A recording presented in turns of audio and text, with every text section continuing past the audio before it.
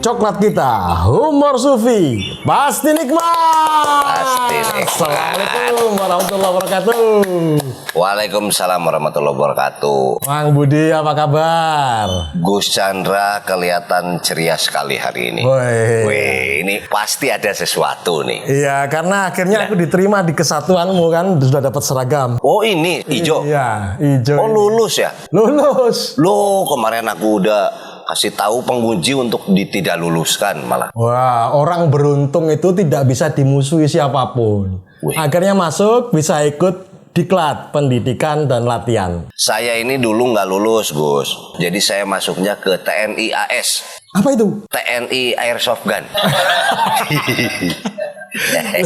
Aku pikir ini pendidikannya tentang sejarah, Mang. Justru itu aku kurang di dalam hal sejarah, makanya nggak lulus. Persoalanmu apa dulu itu? Kurang mengenal wawasan Indonesia, kurang mengenal tentang hari-hari jadi. Hafalan-hafalan lemah berarti ya? Apalagi yang lemah? Selain hafalan lemah. Kebetulan juga saya tidak sesuai dengan cita-cita. Loh, memang cita-citanya apa? Kalau saya kan cita-citanya dokter. Dipaksa orang tua jadi tentara. Oh, terus? Gitu. Ya saya nggak mau. Artinya orang itu ada yang sesuai dengan cita-cita, ada yang memang dipaksakan. Oke. Jadi kondisi pandemi gini Gus, di Indonesia itu di perempatan-perempatan sekarang banyak ada Pikachu, ada Mickey Mouse, Iya betul. ada Doraemon ya. Iya betul ya. Cuman di Indonesia loh, Doraemon jadi minta-minta. Tapi waktu makan siang itu saya lihat sedih. Ternyata di dalamnya ibu-ibu sudah tua. Waduh. Lagi makan dengan pakaian Doraemonnya tuh topengnya dibuka. Ya. Sambil makan dia nangis. Kenapa? Pokoknya saya sedih gini-gini. Ya gimana Bu, apa yang boleh saya lakukan? Sebetulnya apa yang membuat ibu menangis? Sebenarnya saya tidak ingin hidup seperti ini. Gitu jadi Doraemon. Loh jadi ibu maunya jadi apa? Saya maunya jadi Pikachu. Kata gitu. Aduh, tidak sesuai cita-cita ya. Tidak gitu. Ya. Tapi kan di tentara juga ada medisnya, Mang. Ada dokternya. Masih Dokter bisa ada. loh. Loh saya nggak bisa jadi dokter. Saya menyembuhkan orang kan cuma dengan air doa. Oh, Saya takut iya. dianggap tidak ilmiah gitu. Ya. Seperti yang sering kita sampaikan bahwa kita berdua ini kan akademistik, ya toh? Akademistik. Jadi kalau hanya mendalami hal-hal ilmiah, itu justru pelanggaran buat kita, ya toh? Oh nggak bisa. Kita harus tampung juga keilmuan-keilmuan lokal.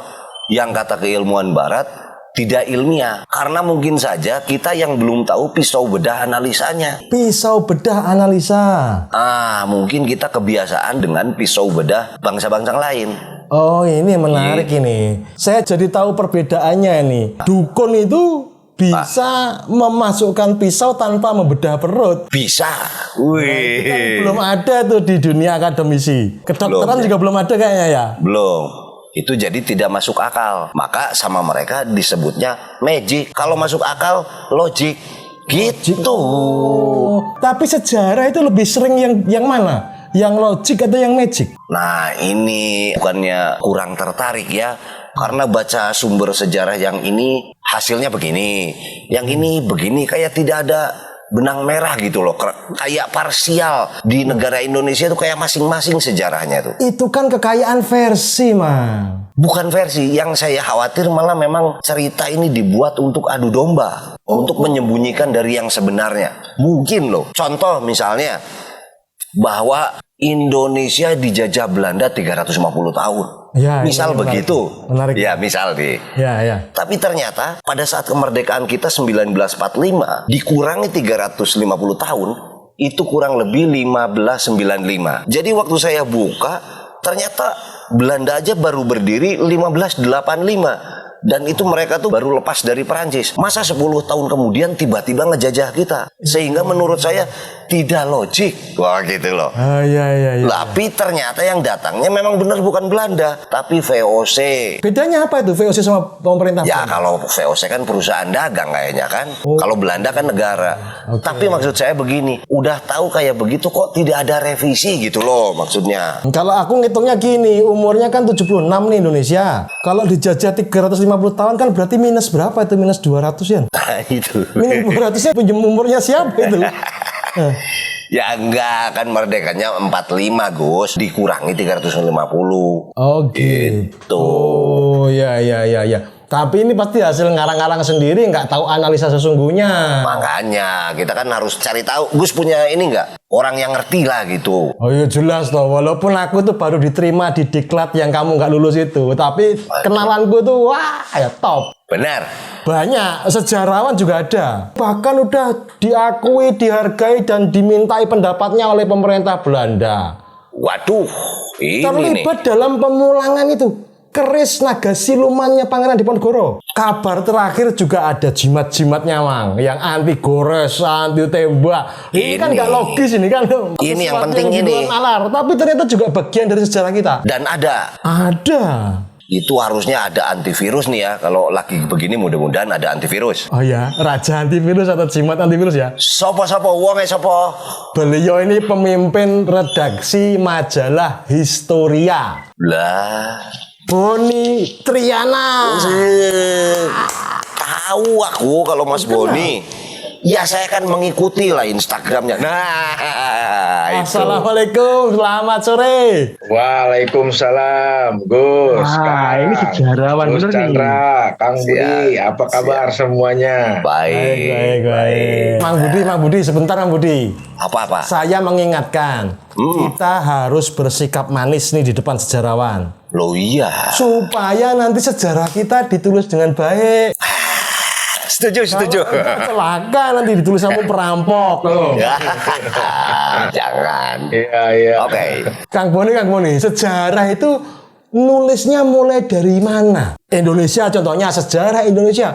Mulainya dari Nabi Adam apa Nabi Sulaiman bikin Borobudur atau dari mana? Begini, kalau dulu lagi belajar sejarah kuliah, kita belajar sejarah Indonesia itu dibagi-bagi periodenya. Oke. Nah sekarang kalau kita pertanyaannya, kapan sejarah Indonesia dimulai, maka kita harus mulai sejak kapan Indonesia itu mulai digunakan. Tapi kapan sejarah di Indonesia bermulai, tentu itu beda lagi, jauh lagi ke belakang, ada kerajaan segala macam. Perbedaan di itu ya. Sejarah Indonesia dengan sejarah di Indonesia. Kalau Indonesia kan sebuah identitas kebangsaan.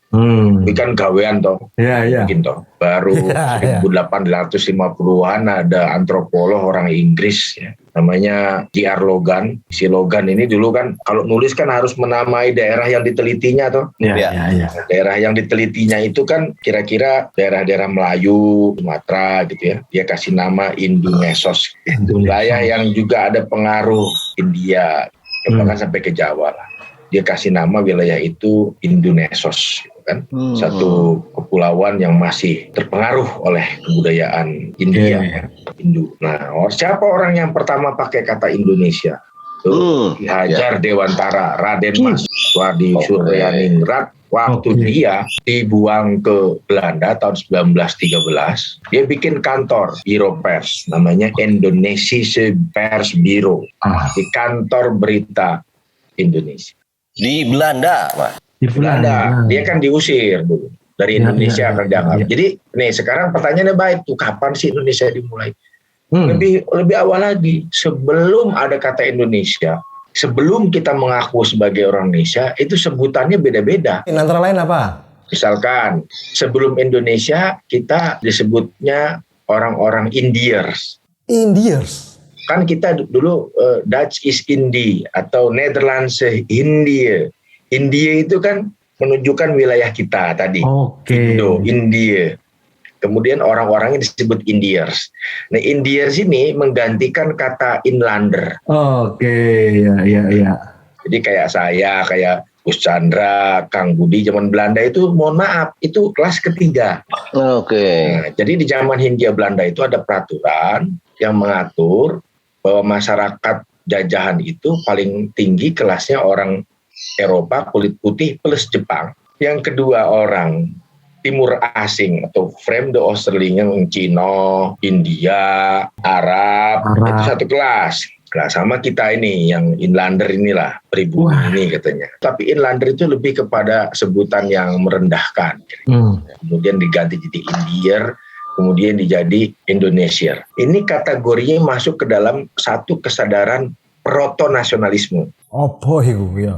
Proto. Ojo angel. Ojo angel ora. Ayo. Jelas Budi gak paham.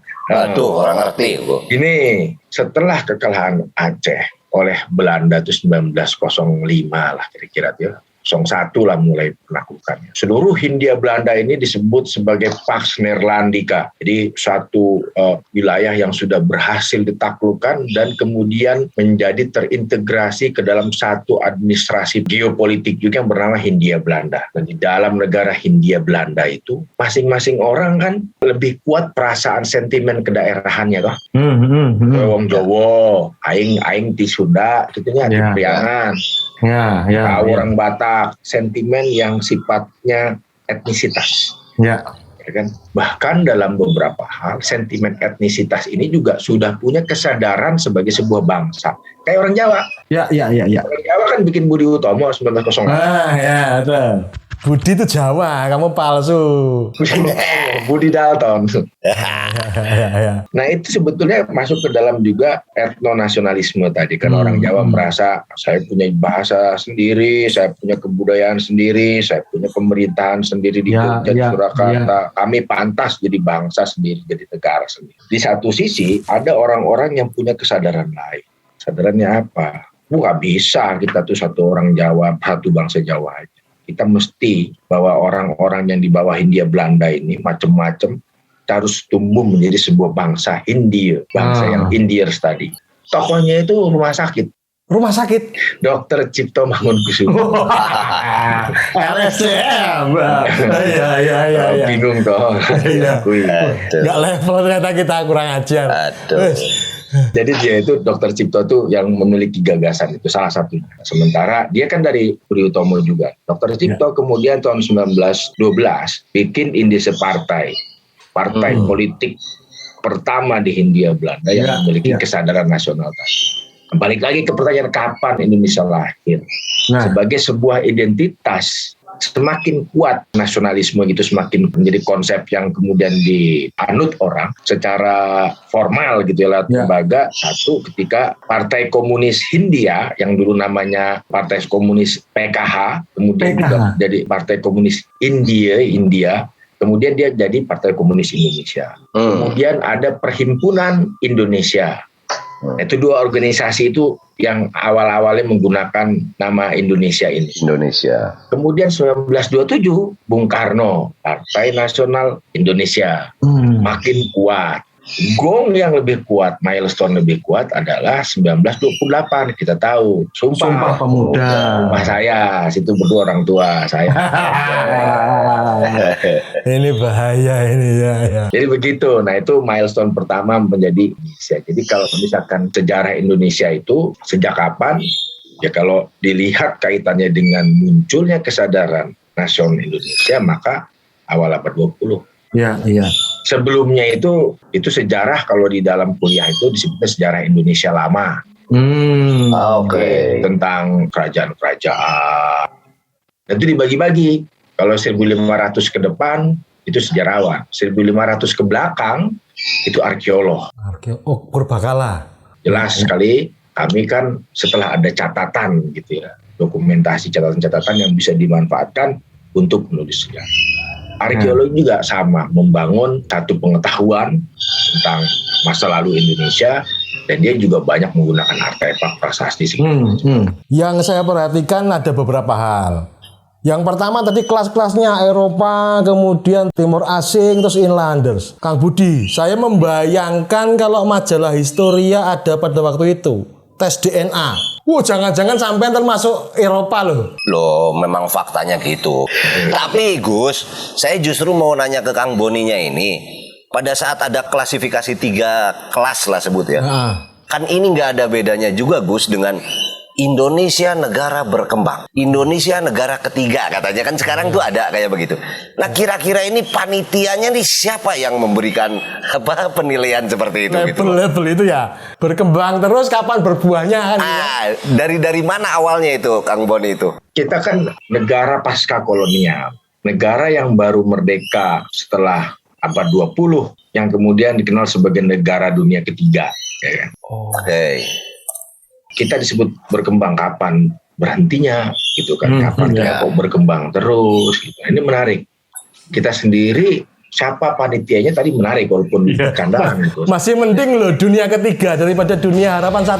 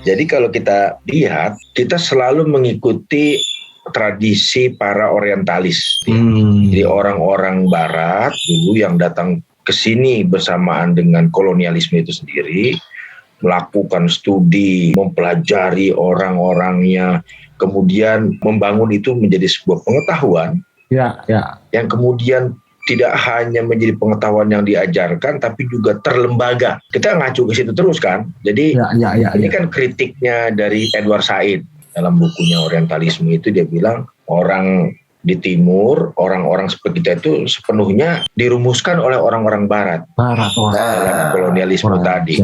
Jadi ini terrelasi erat juga pada kepercayaan orang-orang barat waktu itu yang melihat orang Indonesia atau orang-orang timur gitu ya terbelakang, gak bisa naik kelas cepat. Kemudian ada mitos-mitos, itu orang Malaysia nulis mitos Melayu malas misalkan, dipercaya ini gak bisa kerja, sehingga kita lama-lama terpuruk pada dugaan-dugaan atau sebutan-sebutan itu, ya selamanya kita begini terus gitu.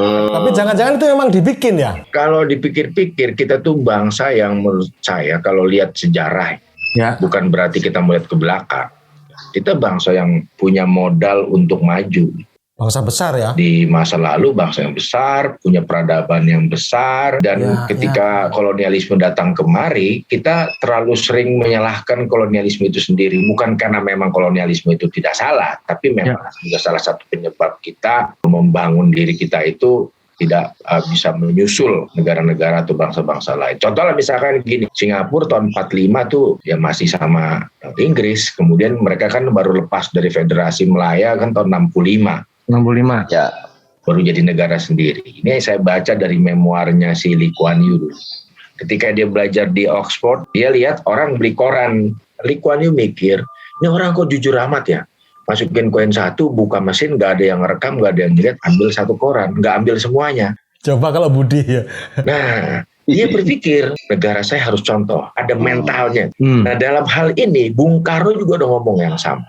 Maka ketika kita baru merdeka, kata Bung Karno, yang dipentingkan adalah membangun mentalitas orang Indonesia, bukan lagi mental jongos, mental inferior, tapi mental yang benar-benar setara. Ya, bukan setara kalau orang Jawa kemaki ataupun legengnya gitu. Bukan, tapi kita memiliki kemampuan intelektual yang setara. Kita memiliki peradaban yang kira-kira bisa mengangkat kehormatan orang Indonesia. Mental karakter building ini yang dalam hal beli koran tadi, Lee Kuan Yew juga ditemukan hal yang sama, bahwa kita ini jajahan yang biasa bungkuk-bungkuk di depan tuan gitu kan, besar, terus minder, terus saling membenci, nggak punya sportivitas. Kalau main bola gelut, gelut terus. Supporternya yang lain ya. Nggak egaliter gitu ya. Nah itu harus dibangun pada masyarakat Indonesia yang bekas jajahan tadi. Tapi itu dulu sifat-sifat yang mulia apa kita nggak punya, Mas? Jangan-jangan itu pembentukannya oleh kolonial, kita dibentuk menjadi bangsa yang kerdil. Ya itu Mas, kan ini kolonialisme itu hadir di negara kita, pilarnya dua, yaitu imperialisme itu sendiri dan feodalisme lokal. Oke, ya. Belanda ini kalau datang ke negeri kita, dia tidak mungkin bisa nyampe ke si rakyat tanpa dibantu oleh kelompok aristokrat atau monarki itu yang ada di tengah-tengah sebagai perpanjangan tangan bangunan kolonialisme ini. Itu tidak berubah gitu. Jadi di dalam masyarakat kolonial itu kita mengalami rasialisme, dan kita mengalami diskriminasi golongan. Contoh, dalam pendidikan. Kalau zaman dulu, Kang Gus Chandra mau sekolah, ditanya dulu, siapa bapaknya, orang tuanya apa? Oke. Raden bukan, priai bukan, kerja jadi amtenar apa bukan. Oke. Jadi keputusan untuk sekolah itu akan sangat tergantung pada siapa orang tua dan Silsilah ya. Silsilah kamu, priai Status. Oke. Untung aku ningrat sebelum lahir ya. Jadi kalau misalkan Mang Budi ini bukan anak menak, gitunya anak rakyat gitu, bisa sekolah. Sekolahnya namanya Twede School, Twede Class, Ongkoloro. Jadi sekolahnya itu cuma sekolah rakyat, ya tadinya 3 tahun, kemudian jadi 5 tahun, yang sekarang jadi SD itu. Kemudian nanti boleh terus ke sekolah kejuruan, Fak School namanya, vocational school itu. Jadi nanti jadi tukang gitu ya. Nah, sementara yang RST School, yang golongan utama itu anak menak, anak bangsawan, priai, dia boleh sekolah sampai universitas. Oke. Dan ya asal juga dia mampu ya, boleh ikut sekolah golongan yang bangsa Belanda. Nah, dalam keadaan itu kita lihat apakah sekolah vocational, sekolah kejuruan itu salah? Nggak salah dalam kacamata sekarang. Tapi sekarang seseorang memilih sekolah di SMK atau SMA bukan karena bapaknya Raden Temenggung segala macam. Pilihannya. Dulu kan kalau kamu pintar apapun, bapak kamu bukan siapa-siapa, kamu mana bisa masuk sekolah. Harus masuk situ. Ini para pendiri bangsa ini berarti dari anak turun ningrat-ningrat semua ya, memiliki kesadaran untuk bangkit gitu ya? Iya, mereka lahir dari kelas elit itu. Dan kelas elit itu yang kemudian mereka mengakses baca-bacaan yang luas, bacaan segala macam bacaan, mereka kemudian sadar tentang dirinya dan masyarakatnya, maka melawan. Nah, tentang sekolah ini, dulu tahun 30-an, Ki Hajar Dewantara itu mendorong taman siswa kan. Pesantren juga masuk, salah satunya untuk mengatasi persoalan ini. Nah jadi pemerintah kolonial itu bikin peraturan namanya Wildescholen Ordonansi, peraturan yang mengatur tentang sekolah liar. Yang sekolah kongono pesantren itu kan liar. Oh, disebut liar. Itulah hidup di masa kolonial. Jadi ini yang kemudian membuat para founder kita berpikir kita harus mengubah situasi. Momentum perubahannya itu 28 itu atau yang mana nih? Nah, kalau misalkan secara politik kebangsaan kita, identitas kebangsaan kita itu kan lahir gitu ya. Tahun 28 karena kita kan sama-sama yang orang Jawa di Yogyakarta, yang orang Sumatera di Sumatera dan Bon, yang orang Ambon di Yong Ambon segala macam kumpul. Mereka bilang bahasanya satu, bahasa Indonesia. Terus tanah air, Nusa tanah air, geopolitik, landscape gitu ya. Itu bangsa dan bangsa. Mang, kenapa aksara enggak, Mang? Bangsa besar kan selalu punya aksara. Jepang dengan kesombongannya tuh aksaranya dipertahankan. Cina, Arab, paling dekat mungkin Myanmar. Nah, Indonesia di Sumpah Pemuda ini kenapa enggak satu aksara atau aksara pemersatu, aksara pegon atau aksara apa? Nggak ada. Karena justru jadi masalah karena bahasa yang berkembang sebagai lingua franca kan bahasa tuturan itu bahasa Indonesia. Yang kemudian secara tertulis, tulisan itu tersebar yang bisa dibaca pakai tulisan Latin itu juga karena kesusastraan Melayu Tionghoa. Oh. yang kemudian dicetak di koran-koran, orang membacanya dalam huruf Latin, ya kan? Pernah memang ada upaya untuk bikin aksara nasional itu, saya lupa tahun 60-an apa tahun berapa. Pernah tapi ya. Pernah ada upaya untuk bikin aksara, tapi kemudian nggak berkembang karena kita terlanjur menggunakan huruf Latin. Nah inilah bangsa kita yang kaya, ada pengaruh dari kesusastraan Melayu Tionghoa, ada pengaruh dari Belanda, ya kan? Ada bahasa Melayu itu sendiri, bahasa Indonesia yang kemudian dikukuhkan menjadi bahasa Indonesia, ditulis dengan aksara Latin, dan kemudian diterima oleh semua orang. Ya ini hasil dari konsensus bersama gitu. Ya, pertanyaanku sepele. Dulu zaman sekolah ya, pelajaran sejarah itu susah banget karena banyak hafalannya. Iku Kang Boni ngapalkannya gimana tuh? Angka tahun, tanggal, istilah itu piye iku? Apa nggak ruwet uripmu? Nah, begini Gus. Kalau belajar sejarah angka tahun itu namanya belajar kronik. Kronik. Oke. Kronik. Tanggal sekian, Gus Chandra lahir, tapi kronik. Tanggal sekian, Kang Budi Mati. Durung. rentetan deretan tanggal-tanggal dan peristiwa-peristiwa. Oke. Sementara sejarah itu mengenai narasi mengenai perubahan yang terjadi pada masyarakat pada skup tempo tertentu. Ya. Jadi cakupannya lebih luas lagi dari sekadar menghafal tanggal dan tahun. Karena itu tujuan belajar sejarah itu bukan menghafal sebetulnya. Oh, salah berarti aku selama ini. Tujuan belajar sejarah itu supaya anak muda atau kita semua memahami apa yang terjadi pada diri kita sebagai bagian dari masyarakat itu sendiri. Karena apa yang kita alami sekarang berkaitan dengan apa yang sudah terjadi di masa yang lalu. Kita adalah produk sejarah. Jadi kita bisa mengerti diri kita. Peristiwa-peristiwa yang dimasukkan dalam sejarah itu yang bagaimana saja? Yang pasti yang berkaitan dengan masyarakat luas gitu. Ada impact-nya, kemudian ada satu momentum yang mengubah dan selalu tentang perubahan dalam skup tempo tertentu. Contoh beginilah, ada yang satu konsep di anak sejarah itu namanya berpikir historis. Ki opo? Berpikir historis. Kalau Gus Chandra sama Mang Budi pernah pergi ke supermarket, menemukan kaleng susu dipakein alarm. Ya, saya betul-betul ingat kebiasaan masangin alarm di kaleng susu itu baru terjadi setelah 98. Ya.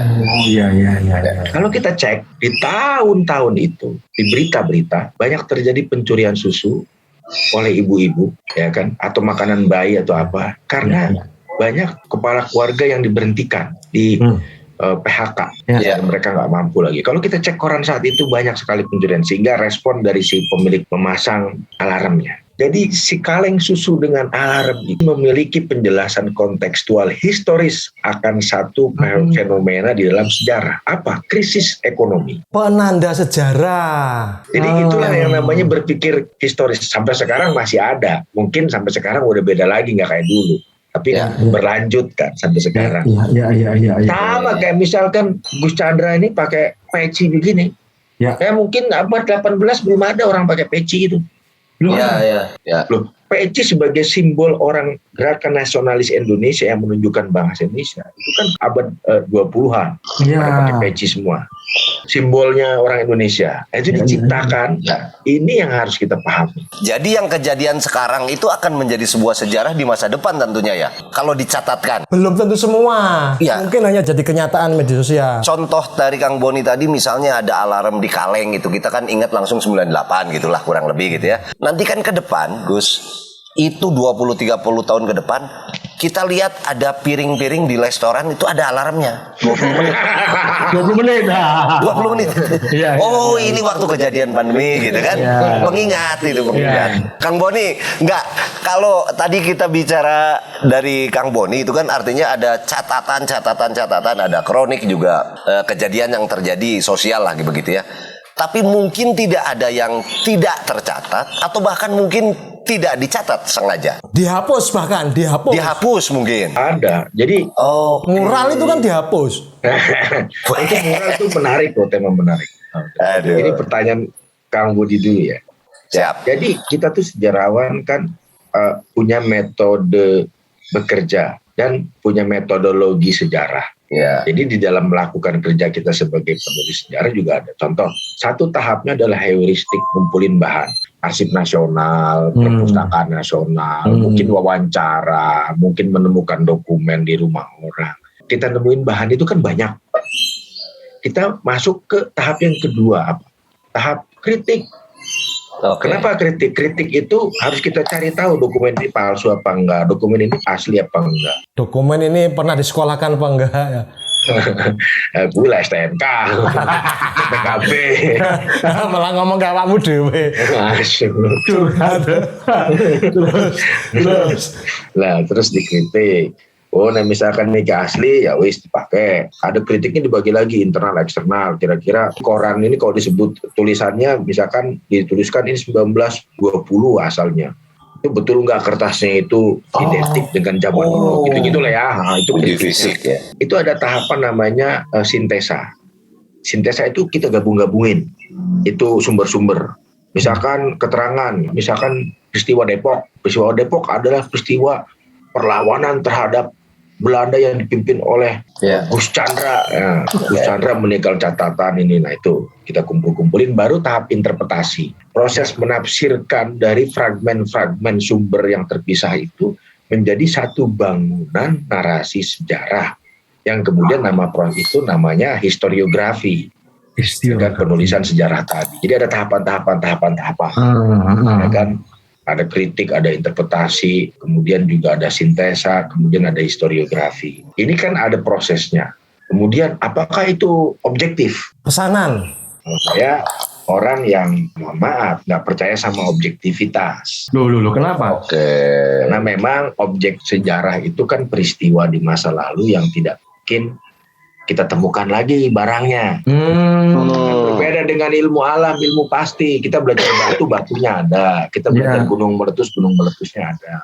Objeknya ada. Ini peristiwa, objeknya itu peristiwa. Dia sudah lewat. Ya. Untuk menghadirkan peristiwa itu di masa kini lewat tulisan melalui proses subjektivitas kita. Ya kan? Sehingga yang kita bisa lakukan adalah bagaimana mendekati peristiwa itu sedekat mungkin dari berbagai macam perspektif. Contoh, ada kecelakaan di perempatan jalan, mobil sama Metro Mini, jeger tabrakan. Ada 4 orang saksi di setiap sudut perempatan jalan. Ya. Kalau saya cuma tanya satu saksi, maka semakin kecil kemungkinan saya bisa menggambarkan seluruh peristiwa itu secara lengkap. Makin saya banyak menggunakan kesaksian, maka saya semakin mendekati peristiwa itu. Doraemonnya ditanya, Pikachu tadi ditanya. Ya. Nah ini kalau di dalam ilmu santri, orang cuma lagi ngopi-ngopi nggak lihat gitu kan, dia sok tahu, berarti kan sumbernya. Berarti kan harus ada sumber lain yang membandingkan. Nah itu cara sejarawan bekerja membangun narasi masa lalu. Itu dari kata history, memang his story ya, cerita atas dasar tafsir ya. Iya, itu kan dari bahasa Yunani, bukan sering orang bilang historia sebetulnya. Jadi cerita gitu ya, bukan his. Itu presetan bercandaan tentang laki-laki itu kan menggambarkan sejarah itu kan selalu tentang kisah kebesaran masa lalu, tentang hero and hero worship yang kebanyakan laki-laki, kemudian preset jadi histori kayak gitu. Tapi ya artinya kira-kira kalau dari bahasa Yunaninya itu ya historia, itu ya cerita lah. Kalau tidak lolos di tahapan kritik maka akan dilupakan atau akan dilengkapi. Contoh, berapa tahun lalu pernah ada orang mengaku menemukan buku hariannya Hitler. Cek di Google, aku lali. Lupa aku dokter apa namanya si buku harian itu, katanya ini buku harian Hitler. Dilelang laku. Berapa? Wes sembuh larang lah. Tapi pas dicek ternyata palsu.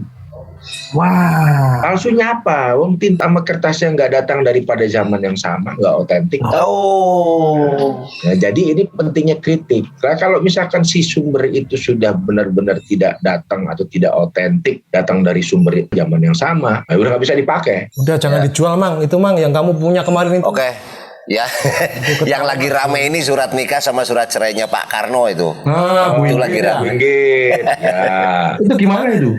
Ya ini lagi rame lah baca sejarah, Mas. Tapi berarti fungsi dari kita membaca sejarah untuk menjadi sebuah dasar kita menghargai sebuah bangsa gitu, dengan kehebatannya gitu. Seberapa persen sebetulnya pengaruhnya dari narasi sejarah untuk membangkitkan spirit? Pertanyaanmu angel. Oh, pertanyaan angel.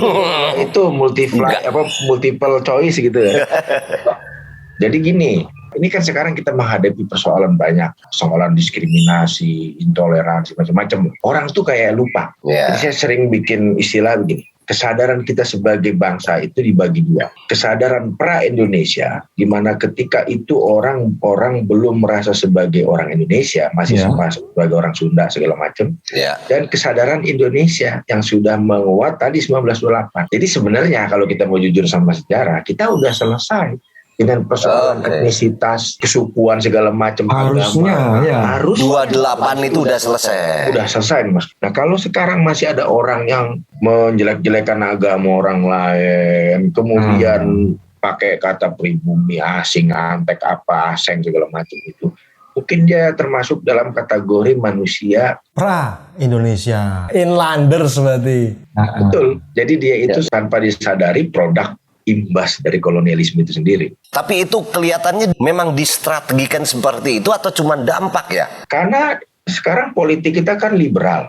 Politik kita kan politik elektoral. Dalam politik elektoral memperlakukan masyarakat itu sebagai pemilih kan.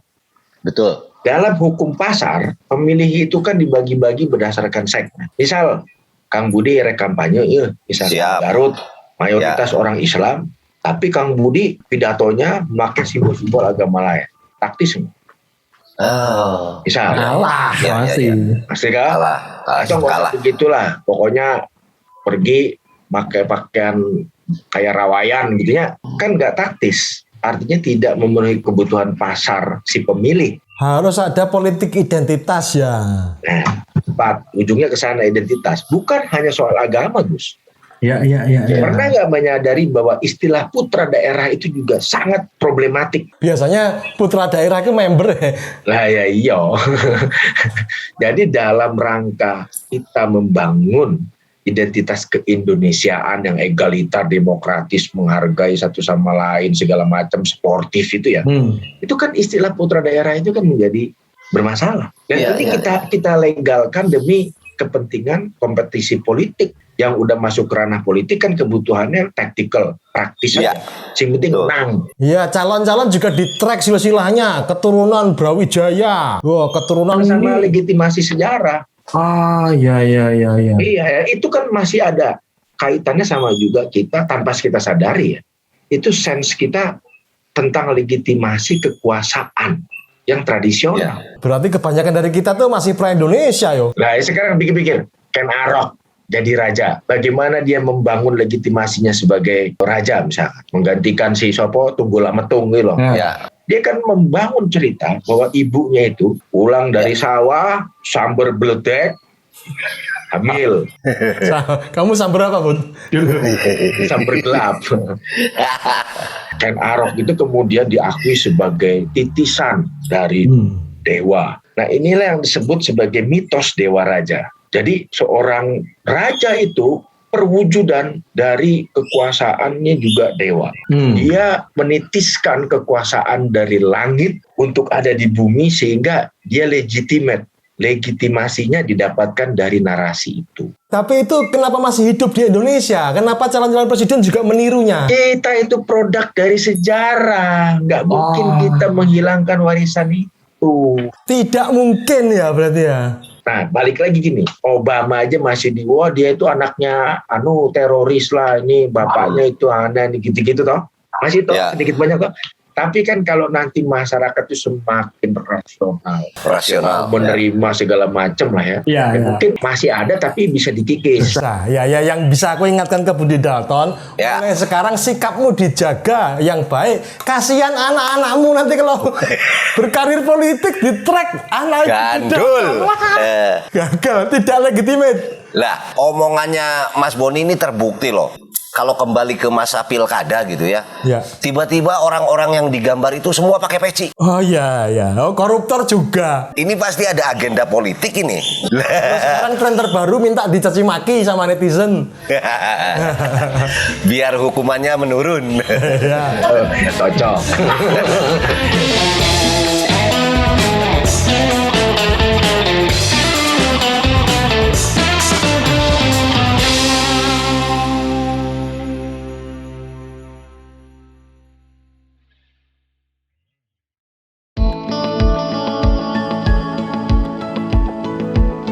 Jarum coklat saat tepat, saat melepas gundah hati. Hanyut dibuai rasa tak senang mengenang hati puas. Jarum, jarum coklat. Saat santai larut dalam malam, Suasana seimbang tepat. jadi nikmat. Jarum coklat.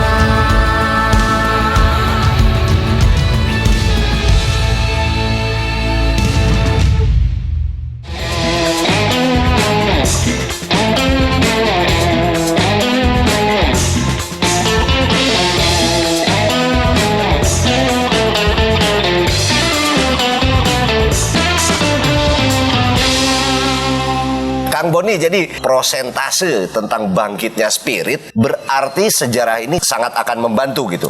Iya, dengan catatan mengajarkannya dengan cara yang benar. Berarti gini, narasi sejarah yang diajarkan ke kita kan seringkali dulu nih, sejarah itu diajarin sama penguasa, ya, versinya satu, ya. Betul. Kita nggak percaya, kita jadi subversif. Oh, iya. Tidak benar gitu cara. Ya. Sejarah itu mestinya membuat siswa atau anak muda atau semua orang menjadi punya pikiran logis, rasional, dan punya kemampuan berpikir kritis. Karena yang diajarkan itu tentang satu alasan atau sebab akibat dari sebuah peristiwa. Itu hasilnya apa. Dan itu sebab akibat itu bisa tadi, perspektifnya bisa banyak. Bisa lain-lain gitu loh. Dan sejarah hidupnya di bawah sadar kita ya, membentuk karakter kita ya. Nah, iya, artinya tidak dicekoki. Ini yang paling benar. Ini yang salah. Ini yang paling benar. Ini yang salah. Nah, jadi diajarkanlah semua seperti ini loh kita. Misalkan gini. Oh, orang Indonesia itu ada apa enggak sih? Ya ada. Tapi orang Indonesia asli ada apa enggak? Enggak ada. Orang ini Indonesia. Orang Indonesia itu ada. Tapi orang Indonesia asli itu enggak ada. Karena pendatang semua. Nah tadi, balik lagi kita ke sejarah. Kenapa? Kita tuh kan udah campur mawur segala macem lah. Ya kan, sehingga kalau ngomong asli ya nggak ada. Palsu semua. Ya kalau kita ngomong Indonesia asli, berarti ada yang Indonesia palsu dong. Oh iya. Nah, nah kalau misalkan kita ngomongnya orang Indonesia aja, berarti ada yang bukan orang Indonesia. Iya benar. Apa bukan orang Indonesia? Orang Indonesia itu adalah orang yang diakui memiliki kewarganegaraan Indonesia, memiliki hak dan kewajiban setara di depan konstitusi. Kalau yang orang asli Indonesia, orang yang bagaimana? Atau yang palsu, percampuran bagaimana? Istilah itu nggak bisa berlaku lagi. Ya kan, nggak ada istilah orang Indonesia asli. Sedangkan Indonesia itu baru ditemukan awal abad 20 sebagai identitas politik kebangsaan. Identitas politik. Orang yang lahir sebelum abad 20 orang Indonesia palsu semua toh. Nah itu dulu waktu Historia mengadakan pelacakannya tes DNA itu gimana? Jadi kami bikin proyek asal usul orang Indonesia, nggak pakai asli, nggak pakai palsu. Jadi idenya itu karena gini, kalau kita pakai sejarah, pakai narasi sejarah, selalu diputar-putar, bisa dibantah, bisa dibegini. Kita di tim, yuk kita cari cara yang kira-kira secara saintifik, proven, terbukti, dan agak sulit dibantahnya. Pakai apa? Kita menggunakan satu temuan baru, DNA leluhur itu, DNA ancestral. DNA itu macam-macam ya. Ada DNA paternal itu untuk nyari kalau anak bapaknya siapa. Lah bahaya nih, hati-hati. Gak usah ikut-ikut. Ya. Ada DNA forensik, untuk musibah bom segala macam lah ya, itu DNA forensik. Ada DNA untuk ngetres penyakit kita sampai leluhur kita. Ya. Ada DNA yang ancestral, itu DNA untuk menguji kita itu dari mana. Nah ini kita pakai itu. Itu 2019 ya, waktu itu mau pilpres kan. Ya, ya. Terus kita cari relawannya kita bagi. Karena begini, ini juga pengalaman pribadi, salah satu inspirasi bikin proyek ini. Jadi aku waktu itu ada pertemuan di sebuah desa di Banten, di kampung. Ada bapak-bapak yang ngomong, wah kita tuh akan kedatangan 15 juta Cina. Oh ya. Padahal dari situ nggak jauh ada pasar, namanya Pasar Sentiong gitu. Namanya aja nama Cina. Kemudian saya tanya sama di bapak itu, Pak, ada nggak orang Cina miskin? Ada. Orang Melayu atau orang Jawa kaya ada nggak? Ada. Orang Cina kaya ada banyak. Orang Jawa miskin lebih banyak. Ya. Jadi pikiran dia itu mengkorelasikan secara sejajar antara etnisitas rasialis itu dengan kemakmuran. Jadi nggak benar, ya kan? Nah, oleh sebab itu dalam proyek ini kita campur. Ada tukang gorengan yang mewakili profesi yang dianggap dari kelas bawah, gitu. Ya. Ada tentara, mahasiswa, profesional, ada politikus, ada artis, wah campurin mau. Kok kami gak diajak? Karena kalian berdua tidak masuk ke dalam jenis itu semua. Kategori nggak masuk. Alien ya. Goib itu nggak masuk. Bingung nanti ini kan. Ini dari manusia yang mana ini? Oke. Nah kita tes. Ada Ariel. Ariel Noah itu diambil salivanya. Ya kayak tes swab tapi diambil ludahnya gitu dari pinggiran sama dari belakang lidah. Kita kirim di lab di Australia, lab kita kerjasama. Kita kerjasama juga sama Profesor Herawati Supolo, ahli DNA dari Eichmann. Kemudian keluar hasilnya, wah kaget kita. Najwa Shihab, yang menurut pengakuan Najwa Shihab, pagi SMA dikatain onta Arab. Gitu. Ini kan menyakitkan. Ternyata Arabnya cuma 3,4%. Sedikit banget. Asia Selatan dia mungkin Pakistan, mungkin Persia segala macam itu lebih banyak. Grace itu punya darah Taliban, Afgan. Ya, suku Afghani itu ya. Ada juga yang punya Samaritan ya, mungkin Yahudi lah itu ya. Budiman Sujatmiko punya Samaritan. Jadi dari situ bagaimana kita mau denial, mau menafikan apa yang ada dalam tubuh kita. Ya. Enggak. Kesimpulan dari tes ini adalah keberagaman itu hadir tidak hanya pada masyarakat, tapi pada diri Anda, pada Gus Chandra, pada Mang Budi. Sekarang paling gampang gini. Hafal nggak? Engkong nomor 7 ke atas. Sok ditanya sama saya. Hafal nggak? Nggak tahu, dia mah udah dihapus dari kakak dia. Artinya apa? Jadi untuk menjadikan seorang Chandra Malik, Budi Dalton, itu emang cuman bapak sama ibu yang kawin. Ya. Banyak yang terlibat. Peristiwa sejarah. Iya. Kakek nenek 4, itu ibu 2, kakek nenek 4, buyut 8. Canggah 16, Canggah, ke atas lagi udeg-udeg, 32 ke atas lagi, gantung siwur ke atas lagi. Itu masyarakat. Jangan-jangan kita saudara, Mang? Iya makanya terjadi silang menyilang. Itu ada istilah teknisnya lah, Bu Hera yang ngerti lah. Ada. Nggak usah lah, kita nggak paham juga, nggak usah. Garis yang diturunkan dari garis ibu, misalnya. Nah itu ditarik terus dari atas sampai kemudian nanti migrasinya kelihatan. Di sini ada apa kesana sih? Pakai data sejarah. Itu menunjukkan orang Indonesia itu orang yang dolan kemana-mana atau Indonesianya didatangi. Nah, kedatangan orang ke Indonesia itu kan ada 4 kali migrasi besar dalam sejarah. Menurut teori, zaman es mencair, kemudian sampai kedatangan yang terakhir yang modern, kolonialisme. Yang ikut kapal Nabi Nuh ada? Yang paling banyak zaman bansos mencair, ngumpul KPG. Ada ya. Iya kan? Jadi kita tidak pernah sadar bahwa kita ini sebagai individu itu lahir bukan karena ibu bapak kita aja. Kita ciptaan Allah Subhanahu Wa Taala pasti. Tapi kan kalau orang Banten bilang nyareatna gitu ya. Nyareat. Tentu kita lahir dari satu buntutan masyarakat yang melintasi berbagai zaman, peradaban, sejarah. Sehingga yang makhluk yang namanya Budi Dalton Iya. dan makhluk yang namanya Chandra Malik ini adalah produk sejarah. Bukan hanya anaknya Haji Saka, Kitirem bukan, Mang. Iya, iya, Teorimu gagal berarti itu. iya. Itu kan yang tertulisnya. Tapi gini juga, kenapa Gus Chandra nggak diikut sertakan sama Kang Boni di dalam penelitian? Nanti ketahuan, Gus, Gimana? bahwa Gus Chandra itu sebetulnya turunan bapaknya Bugis, ibunya Lemper. Loh, Jadi jajan pasar ya ternyata. Oke, lanjut ini menarik ini, Gus. Apa paham kamu lanjut terus? 4 fase tadi kedatangan. 4 kali kedatangan itu yang membuat kita menjadi manusia Indonesia sekarang. Kan? Oke. Jadi memang bercampur baur itu menghasilkan keberagaman orang Indonesia secara genetika.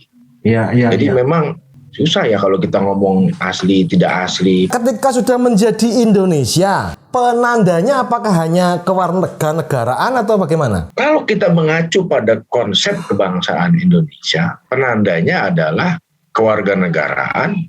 Dalam hal ini kita patuh tinggal punya paspor Indonesia, punya KTP Indonesia, ya orang Indonesia. Oh gitu ya. Ya, Gitu. ya. Kita kan nasionalismenya modern, tidak berdasarkan ras, tidak berdasarkan satu etnis, tidak berdasarkan satu agama, ya kan? Tapi berdasarkan hasrat untuk hidup bersama, untuk tinggal di sini, kemudian untuk menjadi orang Indonesia. Jadi bisa jadi aja orang Arab datang kemari, mukanya Arab, KTP-nya, kemudian paspor Indonesia gitu kan. Bisa. Sebelumnya misalkan, waktu pemilu 2017 misalkan, antara Anies dan Ahok. Wah ribut Indonesia asing, pusing banget Ya, kan. etnis Padahal ya. kalau dalam Etnisitas. masa kolonial, dua-duanya itu orang timur asing. Ya kan? Ya. Yang satu orang Arab, yang satu orang Tionghoa gitu. Ya. Nggak ada pribuminya inlandernya. Tapi Ya. itu cara berpikir kolonial kan yang sudah kita tinggalkan yang membuat orang yang namanya Ahok, orang yang namanya Anies, ya orang Indonesia. Orang Indonesia. Orang Indonesia. Ya, harusnya kita udah berhenti dari isu-isu itu. Itu udah nggak payu itu. Cipratan cara-cara londo itu. Sekarang itu persaingannya udah kamu bikin apa buat rakyat. Persaingannya baliho sekarang. Oh. Nah iya. Ngeri gede-gedean itu. Bisa. Jejak sejarahnya tadi kan ini sejarah ini kan melacak peristiwa, tapi kan jejak-jejaknya tetap saja penting. Yang sampai hari ini belum terlacak, contohnya Super Semar di mana? Naskah proklamasi yang asli itu memang asli atau bagaimana? Terus Sumpah Pemuda itu siapa yang nyimpen naskahnya gitu-gitu gimana tuh? Kalau proklamasi ada, naskah aslinya ada. Kalau Super Semar itu paling nggak ada 4 versi. Mengapa ada 4 versi? Aku ya bingung. Bahkan yang tersimpan di Arsip Nasional Republik Indonesia ada 3 versi kalau nggak salah. Gitu. Susah itu jelasinnya itu, ya kan? Apakah untuk kepentingan intelijen atau gimana ya nggak tahu. Ya. Ya. Tapi memang ada 4 versi itu. Tapi semua versi itu tidak menyebutkan satu pun tentang pengalihan kekuasaan. Itulah yang menyamakan. Tapi semuanya asli. Ya makanya kalau versi lain-lain gimana mau dibilang asli gitu kan? Mana yang asli itu pertanyaan sampai sekarang belum terjawab. Justru mana yang asli, Gus, yang bingung. Tapi berbeda dengan humor sufi, Kang Boni. Kenapa? Kalau humor sufi itu ada yang namanya Super Semal. Surat perintah 11 malam. Jadi jam 11 malam baru ngasih tahu besok syuting ya, bintang tamunya Kang Bon. Itu Super Semal. Itu di humor sufi dadakan. Ini juga ada kaitannya. Ada. Gitu, saya. Nah, Saya itu sekarang bekerja menyiapkan pameran tentang revolusi kemerdekaan Indonesia di museum di Belanda, di Rijksmuseum. Persiapannya sudah dilakukan sejak 2018. oke. Lama kan? Ya, banget. Kalau orang Indonesia bikin acara itu paling kan 2 minggu langsung jalan. Iya. 3 bulan langsung jalan. Dadakan ya. Karena kita memiliki tradisi tentang Sangkuriang dan Bandung Bondowoso. Paham nggak sekarang Super Semal? Emang Boni baru tadi malam juga aku kontak. Iya. Karena kita mungkin tanpa sadar Bandung Bondowoso dan Sangkuriang semalam harus jadi. Iya. Kita terjun payung itu terjun dulu, baru mikir. Tadi Gus Chandra mengawali ini loh, Kang Boni ini terlibat yang apa masalah keris tadi kata Gus Chandra? Keris naga siluman. Nah, gimana ceritanya itu? Saya punya keris naga Sulaiman kalau saya. Begini itu kan rame lah ya. Ada seorang politikus yang kemudian menuduh itu palsu. Tapi begini, Waktu itu bulan Februari tahun kemarin, saya dikontak sama Dirjen Kebudayaan untuk ikut dalam tim itu. Jadi, tim itu terdiri dari saya, Profesor Margono, Pak Dirjen, kemudian di Belanda ada Pak Dubes, Pak Bisa Kepuja, dan Pak Dr. Din Wahid. Kami berlima satu tim untuk melihat kris. Sebetulnya melihat kris ini tim dari Belanda itu sudah menemukan. Jadi gini, bukan hilang sebetulnya. Jadi kris di Belanda itu udah banyak. Banyak. Ya. Nah, si kris ini dibawa dari tangan Pangeran Diponegoro, ya, namanya si Kolonel Clarence ini, ya, dia seorang tentara Belanda, dibawa kris ini ke Belanda pada waktu itu, kemudian diserahkan kepada Raja Willem, kepada rajanya. Oleh si raja, kemudian kris ini disimpan di satu ruangan yang kira-kira isinya itu benda-benda antik. Oke. Nah, kemudian kris ini juga pernah dipamerin ke Amerika gitu, mana-mana, sampai kemudian ada kejadian kebakaran atau apa gitu ya si tempat ini. Kemudian sebagian barang itu dititip-titipkan ke beberapa museum. Nah, salah satu yang dititipkan itu ya kris Diponegoro ini, sampai kemudian orang lupa berapa tahun gitu, sehingga kris ini nggak terlacak. Yang mana nih? Ya, Si Diponegoro ini. Maka waktu itu mulai ada riset sekitar tahun 1984 yang dipimpin oleh Peter Pott namanya, yang melakukan penelitian pertama kali. Dia nggak berhasil menemukan kris ini. Ya.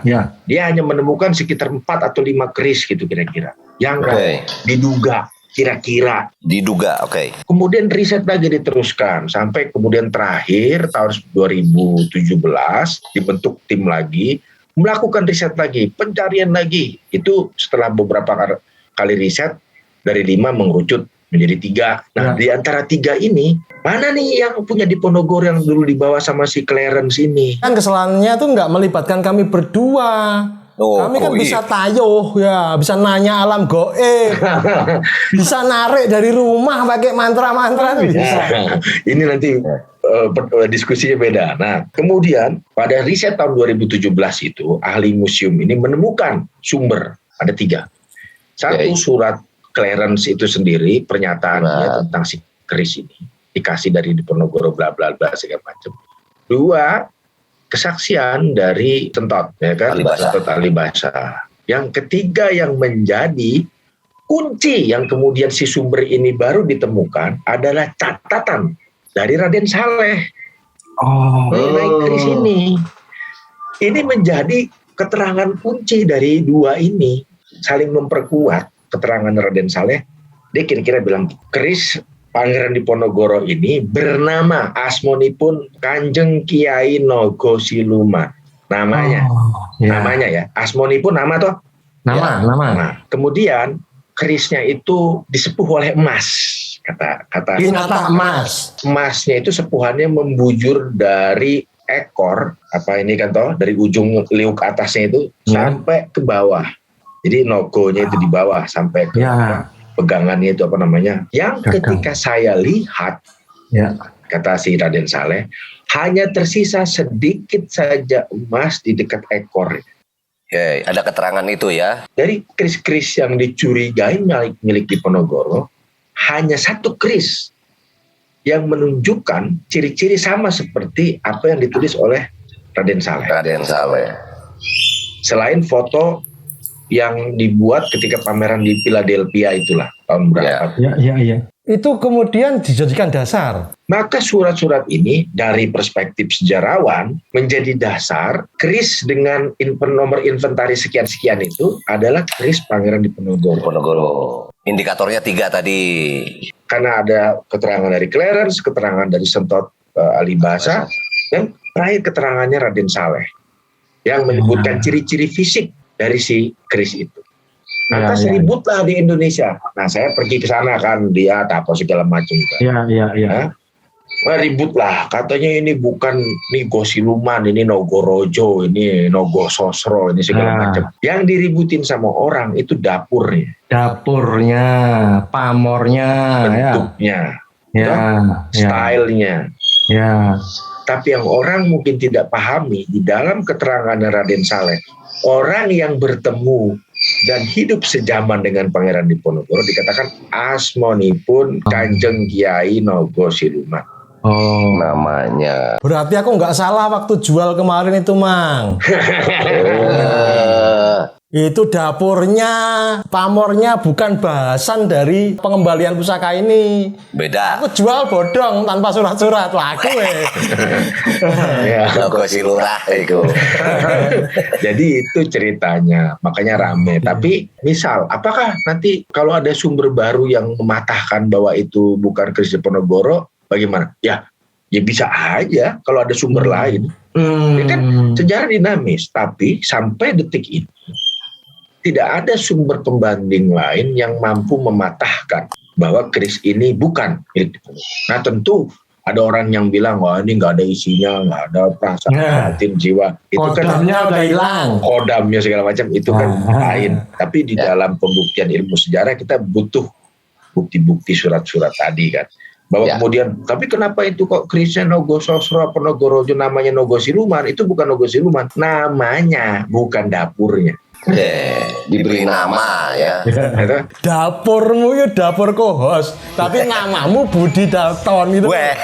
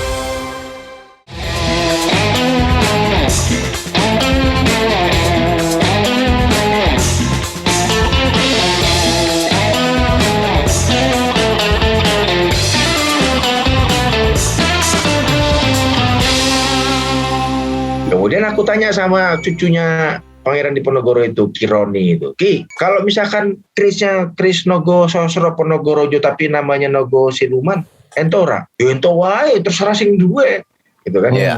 Ini kan kayak misalkan mobil BMW gitu dikasih nama Kiai Suzuki gitu, toh? Ya. Ya terserah toh. Tapi kan ini bukan mobil Suzuki, ya iya mobil BMW. Ya. Dikasih nama sama aku Suzuki. Ya. Itu terserah. Saya juga punya golok hitam misalnya. Golok saya itu hitam, Gus. Ya. Karena dia hitam, saya kasih namanya Blacky. Blacky. Nah, bisa. Harusnya si putih, biar geger ya. Goloknya hitam namanya si putih.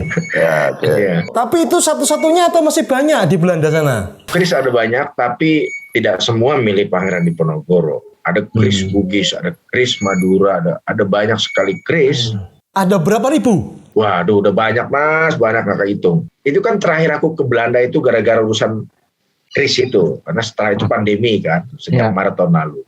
Kami kan rapat juga karena waktu itu Raja Belanda mau datang kan, bulan Maret itu mau datang ke Indonesia ketemu Jokowi dan keris itu juga dalam rangka itu. Kami rapat sama tim kerajaan Belanda, sama penulis pidatonya Raja Belanda, sama protokolernya Raja juga. Kami dibawa ke ruangan namanya Indisesal, ruangan Indonesia. Ruangan Indis Sesal. Bangsal. Nah itu bangsal gitu kan. Ya. Di dalam ruangan itu banyak keris-keris. Hadiah untuk perkawinan Ratu Juliana dari Sultan Hamengkubuwono ke-7. Wah kerisnya, wah hebat. Oh iya diambilkan satu mas, oh kita kan udah kenal lama. Ini keperluan. Keperluan. Kebiasaan dulu kita berdua tuh loh suka nyopet, suka ngambil itu kan masih bisa set gitu. Leng sabet. Kepri Marsose aku mas. Ya. Itu banyak mas. Ya. Tapi kalau di Ponegoro, kalau kata Peter Carey kan keris yang kemarin pulang bukan keris yang utama, tapi ya banyak lah gitu. Oke. Keris Bondoyudo ya. Yang utama itu Bondoyudo. Misalnya kita bicara Tropen Museum, Ritz, lalu Volkenkunde dan lain-lain.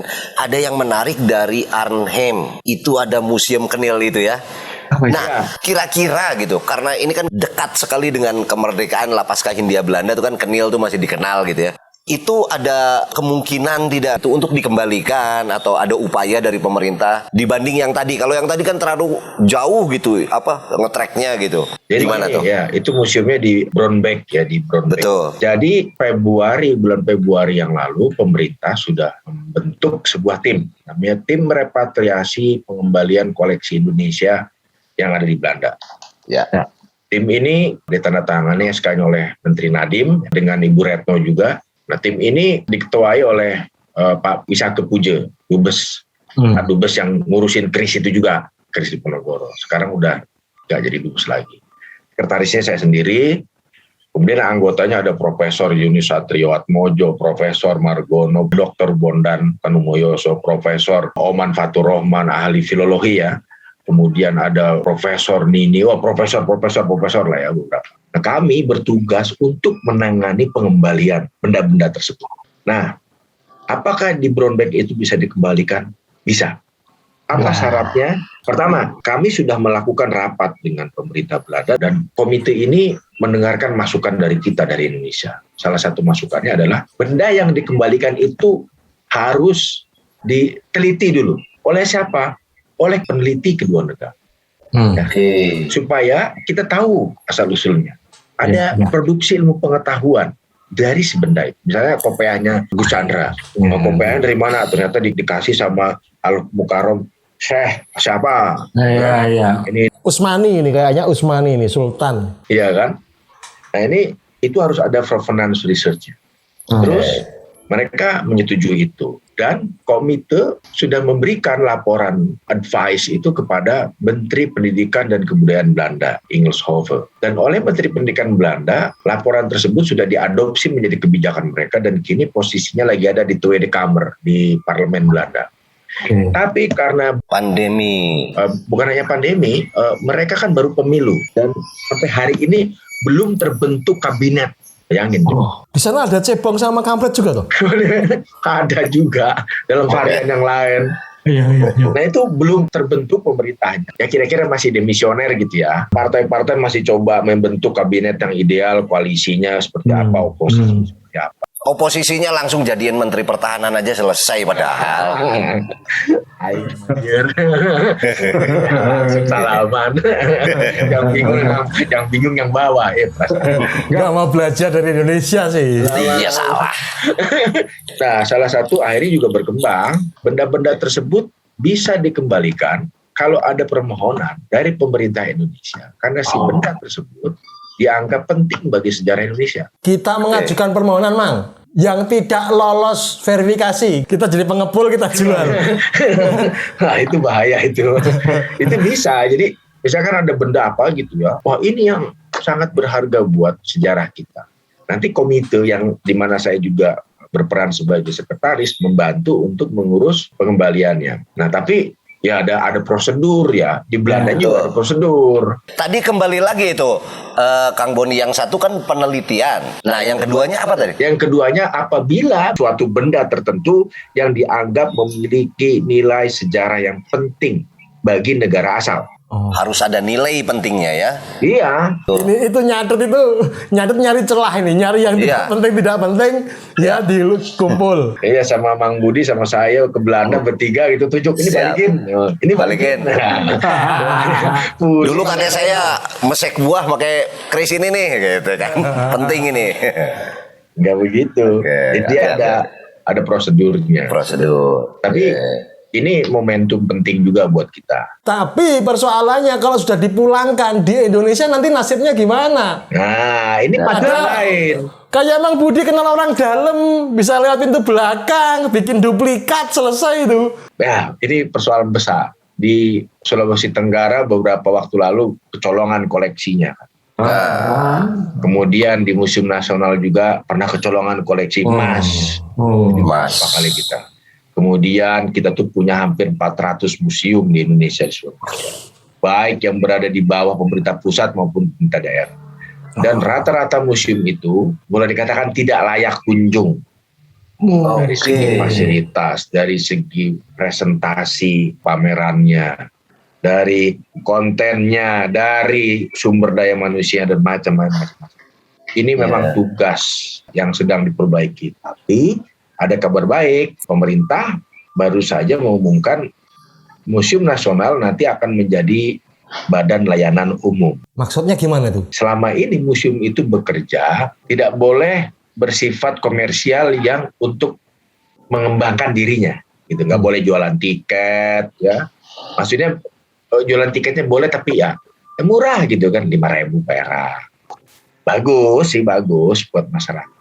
Tapi yang terjadi adalah si museum tidak sanggup mengembangkan dirinya lebih hebat lagi, karena dia akan selamanya tergantung pada anggaran si pemerintah. Nah, di satu sisi kalau kita lihat museum-museum tempat saya kerja sekarang, misalkan di Rijksmuseum di Belanda, itu museum yang sepenuhnya disokong oleh publik dan juga dia mampu dan diberi kewenangan untuk bekerja secara komersial, tidak untuk mencari untung berlebihan seperti perusahaan, tapi hanya untuk mengembangkan dan juga memenuhi kebutuhannya sendiri. Mbok ya diusulkan Mas itu penitipan. Betul Apa? Penitipan barang-barang pusaka ini. Siapa tahu bisa dititipi sama Budi. Iya. Ya kan dititipi 100 atau berapa kan bisa. Cukup. Kodidol. Di sekolah ke. Jadi museum ini lagi dikembangkan. Nah, tentu barang-barang itu nggak dalam waktu dekat pulang semua, Mas. Saya ada listnya, ada emas, ada tiwang, ada kalung, cincin dari abad 8, dari abad 10, 11. Ya kan? Ada berlian juga, bahkan tengkorak. Iya, manusia itu, manusia trinil itu juga. Iya, buat penelitian mungkin ya. Tali pocong juga ada, Mang. Oh, jimat, ada jimat. Oh, jimat. Wah, ini menarik ini. Ada jimat. Jimat. Tapi jimat itu tersimpannya di Arsip Nasional Belanda. Mereka punya koleksi arsip Nevis. Nevis itu Dinas Intelijen Belanda pada masa revolusi kemerdekaan. Ya. Oke. Contohnya jimat apa itu, Kang? Macam-macam. Ada yang diikat pinggang itu, yang ditaliin. Kemudian yang di dalamnya itu surat. Isim gitu. Isim. Oh, isim. Wapak. Apa? Iya, betul. Nah, itu ada banyak. Dan itu rampasan dari pejuang-pejuang kita yang mungkin gugur, mungkin juga ditangkap Belanda. Mungkin itu santri-santri yang dulu berjuang itu. Mungkin punya si pitung ya. Minta ke Bisa kiainya jadi. dikasih. Nih katanya nih. Bawa perang maju. Syaratnya kamu jangan dibawa kencing, jangan dibawa. Mungkin lupa kencing dibawa. Emang Belanda mempan. Atau dia lagi kencing disimpan di luar, keburu Belanda datang, bubar lari, Ambil. ketinggalan. Itu jimatnya ada di satu box itu, saya pernah lihat. Selain Belanda, Kang, apakah ada yang lain yang pernah datang ke Indonesia? Contohnya mungkin Portugis. Baru-baru ini saya dikontak oleh Museum Welte Kunsten di Frankfurt. Jadi Jerman. museum ini mengatakan dari sekitar 13.000 koleksi yang berasal dari Asia, 9.000 dari Indonesia. Waduh. Si kepala bagian koleksi Asia ini bilang sama saya, dia bilang, saya curiga sebagian besar dari koleksi Indonesia ini merupakan hasil dari rampasan. Jadi itu dari Jerman. Banyak sebetulnya di Inggris juga sama, di British Museum katanya sih ada sekitar 200-an. Di rumahnya Lord Minto itu ya. Lord Minto. Itu kan ada prasasti Cangguhan kalau nggak salah. Prasasti yang dibawa dari sini disimpan di depan rumahnya. Dan kalau menurut sejarawan Peter Carey, si prasasti itu sudah menjadi satu bagian dari tradisinya mereka, karena setiap tanggal berapa setiap tahun gitu selalu ada kayak seremoni gitu yang menjadikan si prasasti yang ditanam itu menjadi bagian yang tak terpisahkan dari seremoni itu. Momentum berarti ya. Ini yang saya heran, Kang Boni ditelepon orang-orang jujur ya. Kalau biasanya kita kan ditelepon kan, Mang ada pembeli nggak di sana? Gitu. Arab didol viral. Nggak pernah kayak gitu, Kang Boni. Gak pernah. Ya sebenarnya saya orang Jawa bilang keblasruk gitu, keseret ke persoalan ini. Ini kan tahun 2018 saya kerja di Rijksmuseum gitu, di Belanda, dan tahun 2017 akhir itu, ini awalnya dari Presiden Prancis gara-garanya. Semua keributan ini, tanda kutip. Macron itu pidato di Afrika, di Burkina Faso. Dia bilang, seluruh benda seni yang ada di museum di Prancis harus dikembalikan ke Afrika, kata si Emmanuel Macron. Oke. Maka isu dekolonisasi museum ini menyebar luas cepat di Eropa, dari mulai Belgia. Belgia itu baru saja juga mengembalikan benda-bendanya ke Kongo atau Inggris sampai kemudian ke Belanda. Nah, waktu itu saya lagi ada di Amsterdam ya, tahun 2018 itu.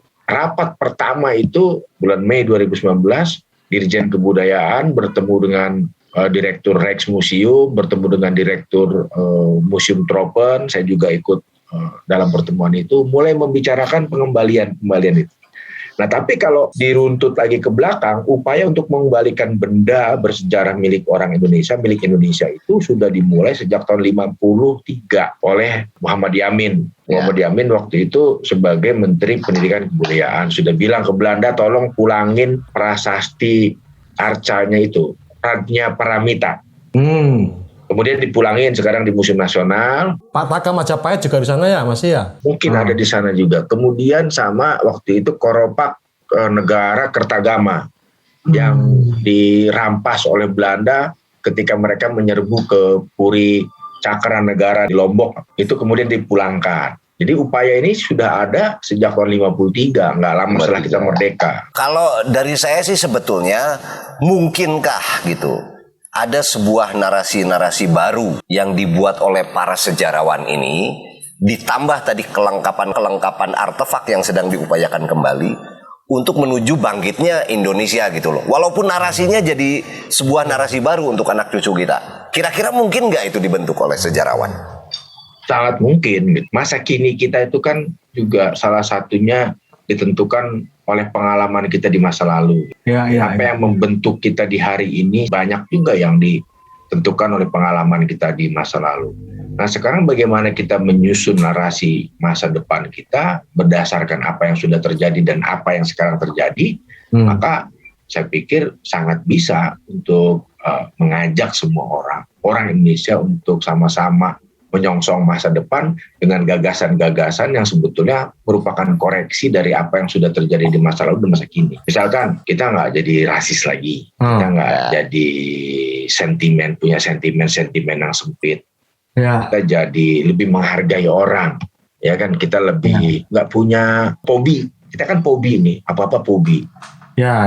Itu fobi, ini fobi misalkan. Kayak orang Amerika ngelihat orang Arab pasti dituduhnya teroris, pakai nama Arab teroris, rupanya ini teroris. Itu kan fobi kan, berlebihan. Nah, kita juga dalam beberapa hal punya seperti itu. Jadi saya pikir di sini pentingnya kita belajar sejarah bahwa fobi-fobi yang dihasilkan dari berbagai peristiwa di masa lalu dan masa kini tadi, karena ternyata semuanya nggak juga benar, karena ternyata semuanya juga beberapa adalah rekayasa, ya mari kita membangun narasi baru.